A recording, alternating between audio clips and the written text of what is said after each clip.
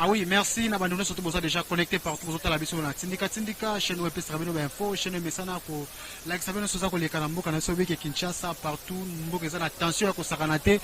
Tout ça, c'est le discours du chef de l'État, sous le chef de l'État, vous avez déjà Moutou à Sakanate, mais bande comme souffle, tu as qui bango awa, tu as qui moi Mboka Saint-Thomas, tu as qui peut le conseiller Chatumba. Mingi va passer réaction par rapport au chef de l'État. Est-ce que le chef de l'État, dans le mois de décembre, trois fois, une fois, mais tension, les à côté à FCC, tension, les à côté à Cash. Est-ce que la majorité, ça va toujours. En tout cas, merci. Maintenant, quand il y a le mois Namboka, Eva, au Paza, tout le caractère politique, tout le par rapport au discours, il y a Fachi. Ne pas passer aux éléments pour les examen d'état réaction au tandis que avant mon compte à l'oba peut-être aux autres ressources qu'on analyser ma propos ni mon compte à l'oba mbote mon amboka mbote ndeko na ngai mbote na bino balandi ya chaîne na biso tindika na sepeli mikolo mwa mingi na sepeli pour na bino lelo tout ça par rapport à la qualité mon amboka eva tout moni et ça la population ça acteurs politiques bato surtout tension ça cause la discours ya mokonzi bato ça cause la moni kolo ba miso babike mokonzi mboka ko décevoir bato na discours miso babike no ko boma libala FCC cash miso baza cause la mais état que yo approche la population souci la population idée na ba nini par rapport à discours mokonzi mboka koloba.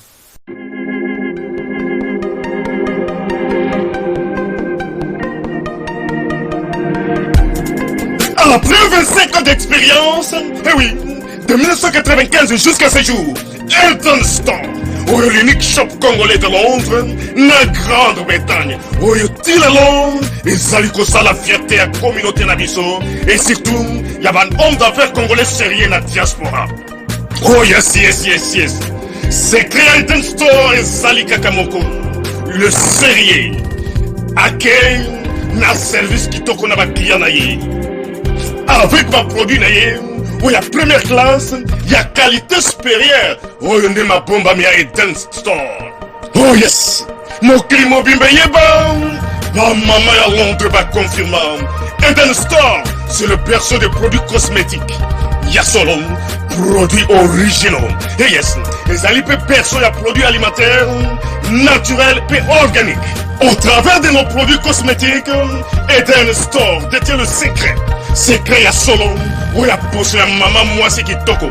Poso ya moi so penza basali kolula, poso ya moi so mobala kotala ya lembate. Poso so ko tamboli masanga sima. Eh oui, yango ne ba produit zo te kama na kati Eden Store. Na ba produit alimentaire, où ya Eden Store, yango de secret ya cuisine ya maman congolaise. Eh oui, nyonso ko so penza mobali na yo ezali. Pondu, matembele, ngai, ndole, fumbwa, ndunda, bilembwe, oyo nyonso penza, oyo kobonga pona cuisine na ezali. Oh yes. Olingi mobali na yo asepela na yo libela na libela. Olingi mobali na yo atala ka yo lokola mwasi azali kolula sika. Oh yes. Olingi mobali na si sabiloko nyonso tela ka ye na mesa. Secret zali kaka moko. Eden Store.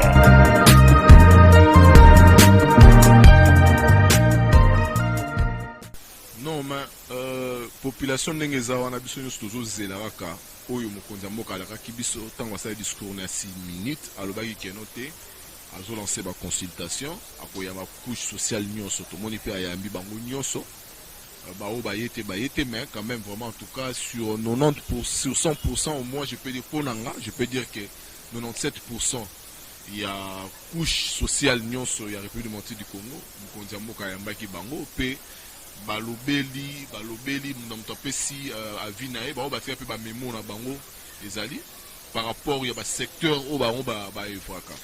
Alors tozozela sikoyo nde ça va faire maintenant je crois 2 semaines banda déjà consultation esili tozozela rapport compte rendu comme on le dit il y a consultation oyo mokonzi ya mboka ayokaki et qu'est-ce qu'il a décidé na oyo nyonso ya yoki na besoin ya bato ces gens-là il faut le dire que baza ba représentant na biso na ko représenter biso na ba domaine X ya mboka c'est ngolo bateke no te le roi yoza journaliste ba journaliste nyonso ya Congo ba kende te azali muto représenter ba témoin ba théâtre ba comédien bazalaki wana ba musicien bazalaki ba religieux bazalaki. Bref, tu couche sociale nous sur le Kenda et qu'on a d'autres. C'est dans le plus bref délai, chef de l'État à l'Oba. Et ça suspense bien sûr.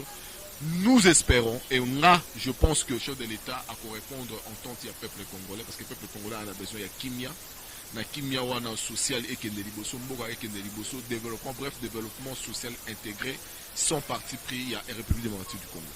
Et que liboso, mais ce total dialogue wana nenge leki, batebele baye, to moni mais souci pena masaki que non, mukonza mboka il faut assurer pena allié naie. Et Zala qui Joseph Kabila, tu peux Martin Fayulu, absence il y a deux têtes, on a un minene. Tu ne négliger jamais Martin Fayulu, Zala qui deuxième élection, tu ne jamais qu'on négliger Joseph Kabila, un partenaire, il y a au FCC. Absence n'a pas, c'est comme si ça peut être remarquable que non, moi solution qu'on a bloqué quelque part. Ndeko, sur depuis tout ça, histoire moi Sima, tout le monde à Sun City, le Sphinx est limité à Kenda à Sun City, hein, mais tant que il y a 1+4, il y a 4 titres, hein, et Tambola qui n'a pas. Tout le monde qui peut na ba corps misusu pe ba répondra ba yaka yarate et belé ba yaka na bango te même peut UDPS a boyara na na élection 2006 pardon a boyaka participer donc eza na ngaka bongo donc cela ne veut pas dire que notre basa moins important mais d'après l'information autozoa le chef de l'État a lancé une invitation na mutu nyonso d'abord l'invitation a été verbale à la télé alors ba que notre na koyamba couche sociale nyonso acteurs politiques n'ont pas bayat pour tout sur la Maramamboka. Si nos amis de l'FCC, nos amis, en fait, pas nos amis de la Mouka, parce que tout le monde a qui Jean-Pierre Bembazala, qui Moïse Katumbi s'est déplacé pour venir, Baba Kungu, il était là. Bref, la Mouka pe Bazala qui nous sous-baya qui wana ebélé. Ça veut dire que Martin Fayulu, lui, ne pas ayen kouyate. Or, Ponanga, à ça la qui erreur.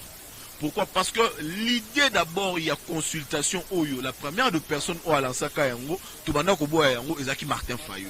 Il ne pouvait que s'adhérer à la vision du chef de l'État. Le roi Yazamo Kondi, Azana Sommet Yamboka, a accompagné à côté. Pour le chef de l'État, Ayoka Pe O Ezali Ndingisa Naye, Nengal Bakeba Ibaye pouvoir. Peut-être en ce moment-là, il pouvait dire bon voilà, Oyo Ibaye pouvoir. Donc dans la belle élection, bien sûr, c'est un pouvoir. Il pouvait y aller. Bande Ronabiso, il y a FCC. Au moins, la raison, on va Pesaka. Je pense que la consultation fallait si la mardi, on a ajourné la consultation pour le mercredi pour la bango parce que bango fallait baya. À la dernière minute, baya na bango te, ils ont dit que notre invitation, batinda biso ezaki signé te, yoso mona wapi. Qu'on se dise entre nous, invitation ba que nous signer. Invitation ni yango so mona ba signer. Invitation za la raba komi kombo na yo, na kombo ya mutu par exemple, il y a Libala. La famille qui est telle vous invite et ça la bon mais tout le monde a rappelé que signer non ils ont candidaté il y a mon candidat et puis il fallait bâtir une invitation à autorité morale na bango mais qu'on se le dise entre nous FCC ezali plateforme politique ça c'est bon mais quand FCC ezali na ba regroupement politique on envoie na ba regroupement politique puis na ba famille politique pour ba parti politique pardon et il y a qu'on répondre bango ba yek na bango te. Ça ne peut pas. Il n'y a pas mort d'homme. Il n'y a pas mort d'homme. On a vu, on a pris cet exemple. Nous ne pouvons pas freiner Mboga parce que 2 ou 3 personnes ou bien 1000 personnes pour l'avancement RDC.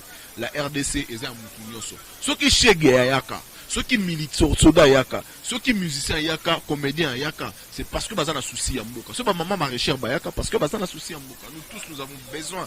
Il y a avancement à Mboka Oyo, ça va faire 60 ans jour pour jour que la République démocratique du Congo, au lieu d'avancer, elle a régressé. Zonga 60 ans en arrière, la République démocratique du Congo a l'évolué. Zonga 18 ans en arrière, à Tata Smobuto, 20 ans en arrière, 22 ans en arrière, et ça, ça télélo.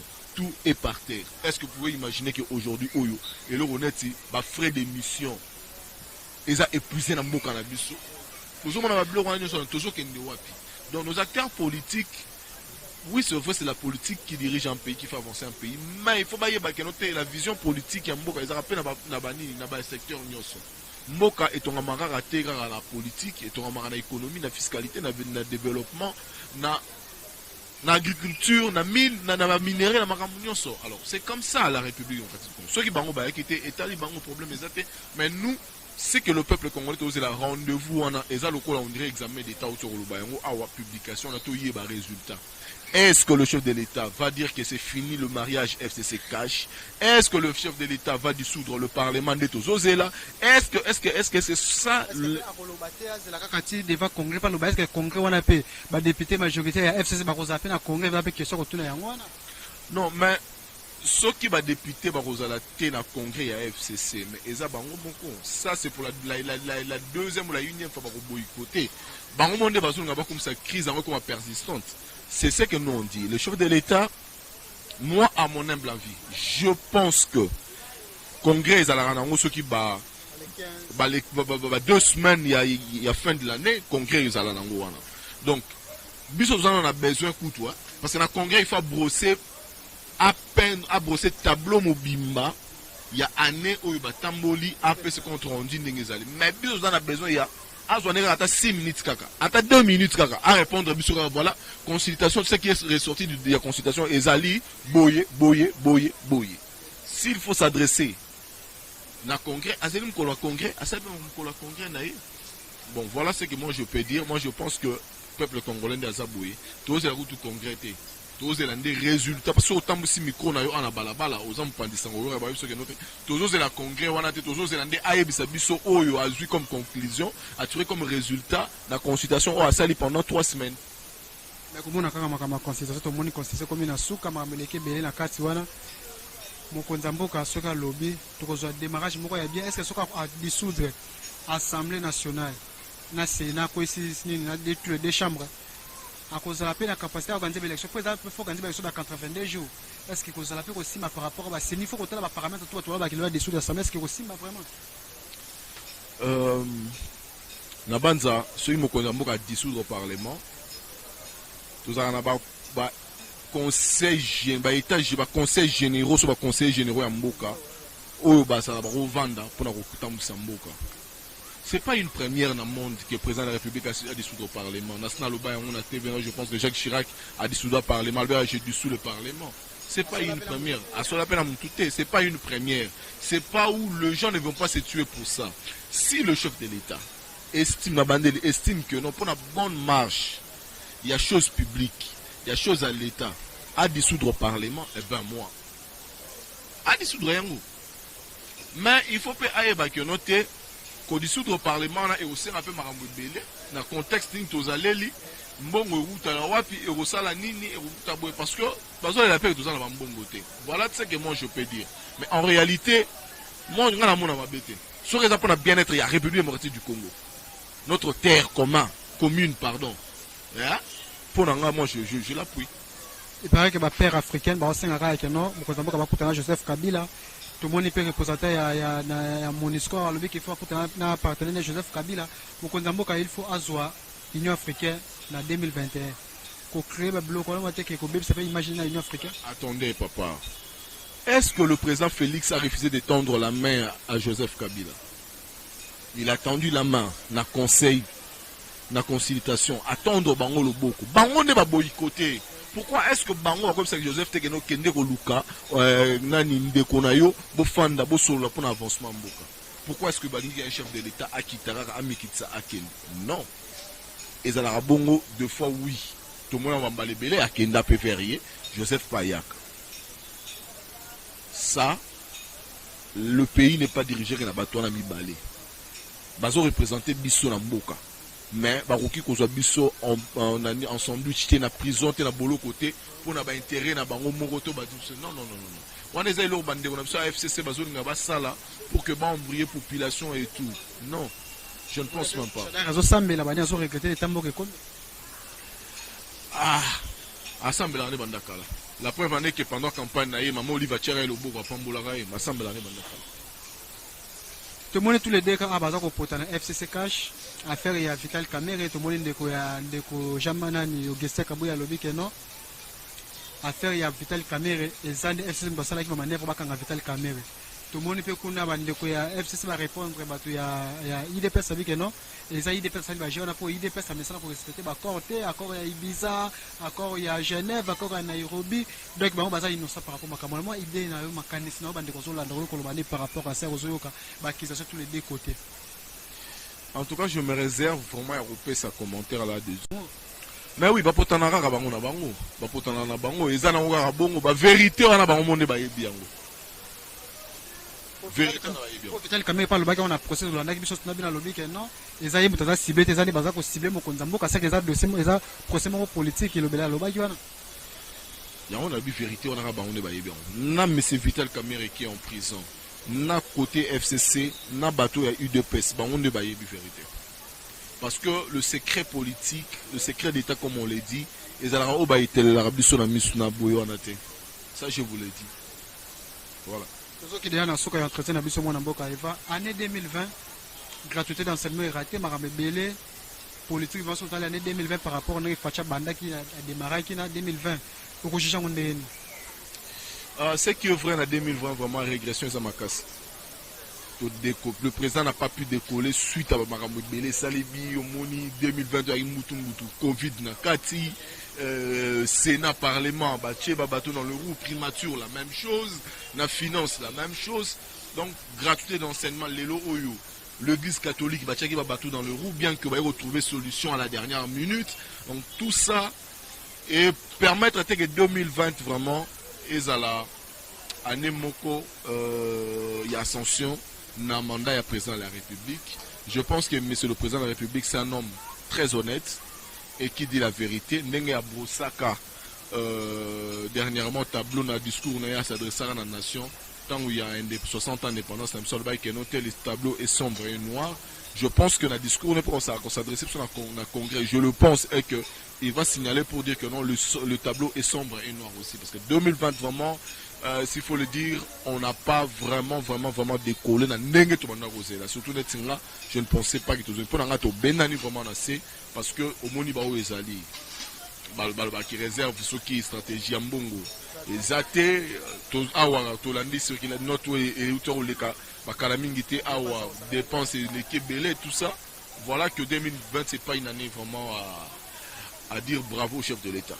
Mais côté état de toi, côté justice, on qui est ça, sur la Nara, il a condamné 4 ans, tout le monde a FDC, aller, on a battu le coup, de moi côté on a non, mais quand on a micro, on a une émission dans le Barakenon de Ronangaï, le plus grand cheval de bataille, il y a eu de pèse, il y a chef de l'État, Ezali, l'instauration d'un État de droit. Et je vous l'ai dit, beaucoup ça a raison. Le président Félix, le président Félix, et le rôti a relégué comme héritage maximum Namboka Oyo, vraiment s'il faut le dire, c'est l'état de droit. Ça il faut que vous le sachiez. L'état de droit par rapport à ce que après des soins Mokonzamboka, message nous copie ça va congolais surtout dans la biso même en Kinshasa dans la province na Poto. Tous à la Serra, surtout c'est la Mukolongo. Peut-être on a eu qui il y a l'un de mes collaborateurs qui m'a dit que non t'es l'un de mes collaborateurs qui m'a dit que non, il paraîtrait que le président pourra parler le dimanche. Parce qu'il y a un monde où il m'a foutu déjà